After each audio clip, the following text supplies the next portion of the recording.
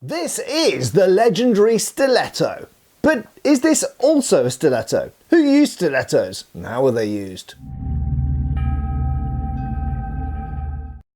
Hi folks, Matt Easton here, Schola Gladiatoria and Easton Antique Arms. Now this is one of the new lovely stilettos from the Todd Cutler line, and it just so happens I was doing some filming with Todd about a week ago and the subject of stilettos came up. Now very often online, if you look for the word stiletto, you will come up with things like this, the Fairbairn-Sykes dagger, or in fact the V42, or various other types of much later periods of dagger, as opposed to the, should we say, original, or is it original stiletto of the 17th century? This is what most arms and armour dealers would describe as a stiletto. But is it therefore incorrect to call this a stiletto? So we're going to look in this video at what were stilettos, where did the term originate, and where did it end up? What can we now call stilettos? And are some of the cliches, were they actually used by assassins? Were they actually sometimes carried by women? Let's find out. So let's start at the beginning. This is indisputably a stiletto. You'll notice it's got an incredibly narrow blade. It's quite a dainty, small type of dagger. In fact, I've pointed out in previous videos with an antique example that actually very often the grips on these stilettos are actually so small that you can't necessarily always comfortably hold them with a full hand, and you sometimes want to put an index finger over the guard, which gives you a more secure hold on this type of dagger. And they are quite small, they are quite dainty. They're not usually the sort of thing that you would, for example, use in the left hand with a rapier.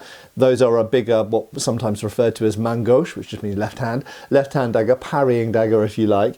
These are smaller than that, they are thinner than that, usually more fragile as well, but therefore they're more easily concealed. But actually, was that the original stiletto? This is a 17th century design, which was still around, in fact, in the 19th century. But where did the term actually come from? Well, it's somewhat obscure, we don't exactly know, but there is a clue. Because if we go all the way back to 1536, so you know, relatively early in the 16th century, we actually find the term used in Achille Marozzo's fencing treatise, and he uses the term for a type of dagger. Let's look at an example here. Mi son sfosato dare principio a questa prima presa di stilo ova daghetta, which translates as, I am strong in giving the principles of the first presa, that's technique in this case, against the stilo or daghetta. Now, stilo, let's just talk about that word for a second. It originates in the small pointed object used, a stylus, to write on a tablet. So in this specific case, Marozzo is actually using stilo or daghetta, which daghetta means small. It's the diminutive feminine of dagger. Okay, so he's describing this term, which is interchangeable, stilo or daghetta. So it's a small dagger or a stilo, or stylus if you prefer. And in fact, Marozzo repeatedly throughout his treatise uses the word stilo or daghetta. So he's talking about a small dagger or a stylus. However, in one technique, he actually uses the word stiletto. So I read it says, e con la man dritta tu pigliare il stiletto. Which translates as grabbing the stiletto with your right hand. You take it away, essentially. So he actually uses the word stiletto there. So we've got daghetta, stilo, stiletto. So it's very clear that already by the early 16th century, not yet a dagger like this. In fact, we can see in the pictures in Marozzo's treatise, it looks like a fairly large dagger. Funnily enough, it actually looks a little bit more like a Fairbairn-Sykes, even a bit bigger than that.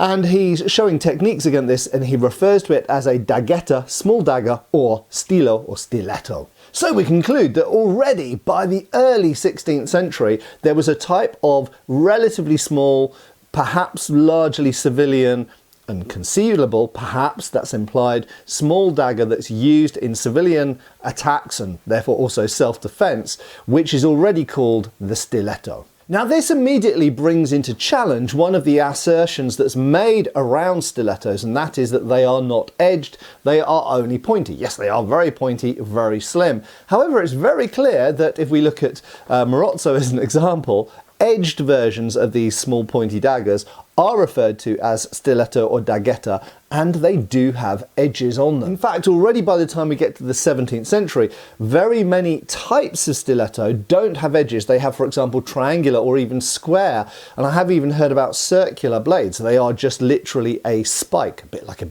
knitting needle, essentially.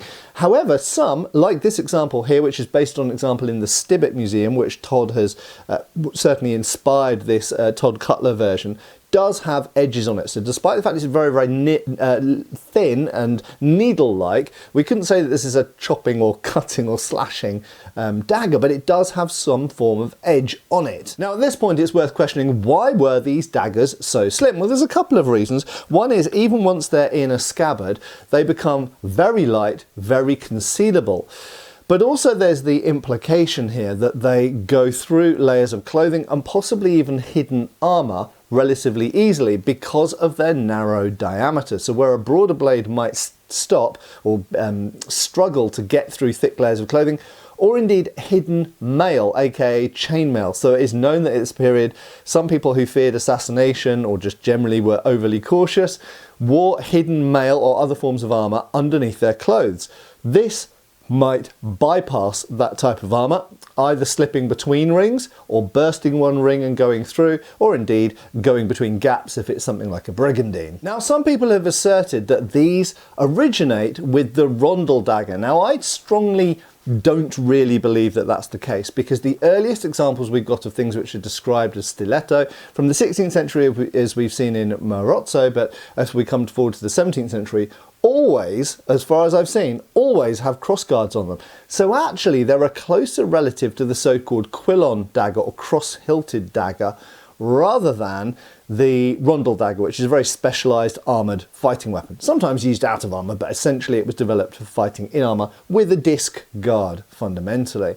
So I think these are more related to quillon daggers, which evolved into the left-hand dagger used with rapiers, and then some of those were shrunk down, I believe, and turned into the types of quilloned stiletto that we see from the 17th century, for example. And there are other versions of these, the famous gunner's stiletto and things like that. I won't talk about those here because we'll talk about those in a video with Todd. Now, before we go forward in time, let's look at some historical sources, because some people have asked me in the past, were these carried by assassins? Is that just a modern myth? Were they actually assassins' weapons? Were they concealed weapons? Well, basically, the answer is yes, they were. It's very clear that they were carried in sleeves, in clothes, hidden away, and they were used in both street violence, street crime, and sometimes in assassinations. And I've got a couple of historical examples here to read you. So here's an example from the early 1600s, and this refers to Sir Thomas Temple of Stow, County Buckingham,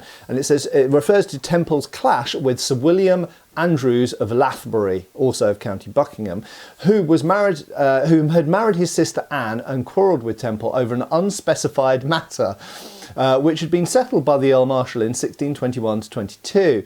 And it was outlined in Temple's petition to the Privy Council on the 21st of November 1634. Andrews, who'd been trying to provoke him into fighting a duel for years and failing, chased him into the fields near Lincoln's Inn, court, and assaulted him with his stiletto. And it mentions the stiletto. He would have killed him had not some bystanders intervened. So there we go.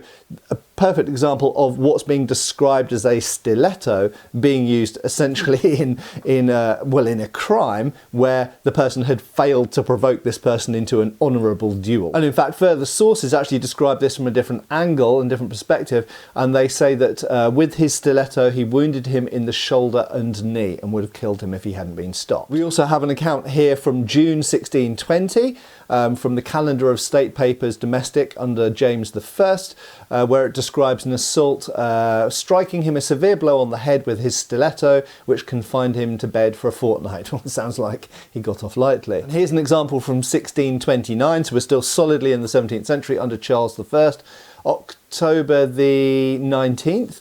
And it says that at St Giles's in the Fields, County Middlesex, on the said day, Roland Bevin, late of the said parish yeoman, assaulted William Hurst and murdered him by stabbing in the belly with a dagger called a stiletto. So again, it's clarifying it is a type of dagger called a stiletto. Probably a very narrow and diminutive dagger, so that he there and then died instantly. Roland Bevan incidentally pleaded not guilty. It'll be interesting to know what his excuse was. But anyway, so it's very much clarifying again that, and this is probably actually this type, 1629, that this is a probably small type of dagger, but it is a subset of dagger. And this is the final one I'm going to read, but it's quite an interesting one, so I'll read the whole bit of text. This is from James I's time, I think, around 1610, if I've got this right. So it's 1610. And it says, the king is still in some anxiety about his safety. Now, in context, there had been assassination threats. No one is allowed to approach him with petitions, nor are foreigners admitted to the galleries. Last Saturday, Salisbury was informed by an armourer that he'd manufactured some small daggers. Small daggers, there we go, there's a big clue. Suitable for concealment in the sleeve of a jacket. Yeah, that would work. And that he had orders for more. And I was like, everybody's ordering these concealable daggers. When the king heard this, he suspected that they might be intended for some evil purpose against himself, and great diligence was used to come by knowledge of the person who had ordered them. This is like something out of the Three Musketeers. Several people have been examined by the council on the matter, and orders given that no unknown person be permitted inside the courtyard of the palace. Finally, however, they were convinced that the daggers were in the hands of loyal servants of the king, but nevertheless they were still buying these concealable small daggers. The Queen has today dismissed a lady of the bedchamber, so a maid essentially. As yet we do not know the cause, unless it be that she was wont to carry a stiletto in her pocket. She was gently reproved for this on other occasions. So there we go. So a maid of the royal bedchamber was known to carry a stiletto hidden in her pocket, and therefore she had been told, stop doing this, because obviously you're in royal, you can do it in the street, but don't do it in the royal bedchamber. And possibly this was the reason she was sacked and lost her job, fired. In fact, there are other sources which refer to this as well, and they say that this was, it could have been hearsay, but they say that this was the reason. It's because she was known to carry a stiletto in her pocket, and she'd been told not to do that, but she kept doing it anyway. So, to answer the question, did women carry these? Boom! We have a brilliant period example there. Yes, women did carry these. It seems like loads of people carried these, probably concealed. So these were the concealed weapon of the 17th century, carried about the person, and they were used in crime and probably also in self-defense as well. Now, as I mentioned, these stiletto, although they changed in design, very much stayed around into later centuries as well. And the term stiletto stayed even longer. We'll get through to that in a second. But here's an example from a newspaper, the Caledonian Mercury of November 1728, 1st of November. It says, here arrived again last week several chiefs of money from Spain. The Prussian General van Gotha sent last Saturday for Berlin by the post under the direction of the officer 3 tall fellows, one of whom had received 800 florins lift money and intended to make his escape by the way, for which purpose he had concealed a stiletto in his pocket.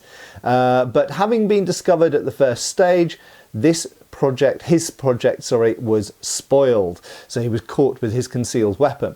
Now, 1728, it could have looked like this, and in fact there were stilettos looking quite similar to this, maybe not quite as fancy as this, still around in 1728. And in fact this continues through the 18th century and into the 19th century. So by the time we get to the 1800s, and in fact this example I'm going to give is quite late, it's from 1890, stilettos probably, well, they didn't really look like this anymore, unless someone happened to be using an antique stilettos. Of course, we still have antique 17th stilettos today, ergo, they were still around in the 1800s. They were still around and could be used, but for the most part, there were other types of dagger. We haven't yet got to something that looks like the Fairbairn Sykes, but not that different. There are a lot of shall we say, more organically handled grips on blades very, very similar to this already in the 19th century. The Fairbairn Sykes and the V42 and the other famous World War II daggers that come about aren't entirely new inventions, they're based on things that went before. So this is from the Ripon Observer on 2nd of October 1890, and it's talking about a robbery. The actual robbery was committed by Reynolds, who knew exactly from information received where to find anything of value. The silver had been melted down and the guilty pair had left England for a short time until after the affair had blown over. They'd quarrelled, not perhaps for the first time. The elegant gentleman burglar had tired of his companion and, not wishing to give her opportunity of denouncing him to the police, had stabbed her to the heart and escaped, little dreaming that the murder would ever be brought home to him. He'd served the stiletto in the same way as other silver. He might have been saved from committing a cowardly murder. Sorry, had he served, so in other words, if he'd melted down the silver in this case. He paid the full penalty of the law for his crime, a punishment he richly deserved. And for me, I am fond of collecting silver as of old, but I do not think I shall ever buy another stiletto.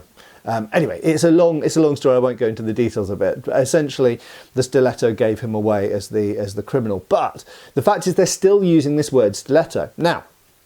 As it so happens, stilettos continue to be used widely and perhaps even famously particularly in southern Italy, most famously perhaps in Sicily, Corsica, Sardinia, but also just Naples and the whole south of Italy.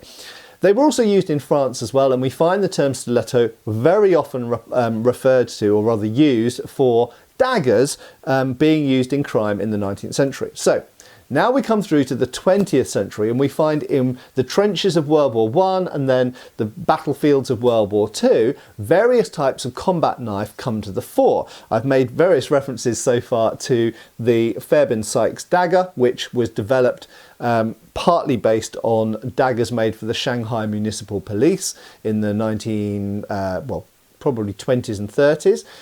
But this ended up being the first pattern, second pattern. This is a third pattern from late war. Commando dagger. Now this was emulated, obviously it's a British dagger, but it was emulated by various others, including the Americans. The V42 was probably mostly based on it. But also, if we go all the way back to World War I, there are various types of trench knife, as they were then referred to, which essentially were stilettos. They were not particularly big, narrow-bladed stabbing implements, some of which didn't have an edge on them, and even obviously some bayonets didn't have edges on, they were just spikes. So, to say in modern times, I have perhaps criticised some people for using the word stiletto to apply to modern narrow-bladed daggers. But the fact is that they have been referred to as stiletto both before the time of the famous 17th century stiletto, all the way back in Marozzo's time in the early 1500s. Narrow, small daggers were already referred to as stilo or stiletto, or daghetta, small dagger, and then all the way through the 16th, 17th, 18th, 19th centuries, narrow stabbing blades have been referred to as stiletto. And even today, things like certain types of flick knife and switchblade and any type of narrow dagger can be referred to as stiletto completely correctly. So if anyone says to you that a stiletto has no edges, they are wrong. Stiletto had edges in the 16th century, it had edges in the 19th century, had edges in the Second World War, and the word stiletto fundamentally just means narrow, relatively small, stabby dagger. Anyway, I hope that's been interesting and useful to you. Watch out for that video coming up on Todd's channel, where we're going to be looking at some stilettos. I won't spoil you any more than that. And thanks a lot for watching. Please give me a like if you've enjoyed or perhaps even learned something from this video. And I hope I'll see you back on the channel really soon. Cheers, folks. Thanks for watching. We've got extra videos on Patreon. Please give our Facebook a like and subscribe if you haven't already. Cheers, folks.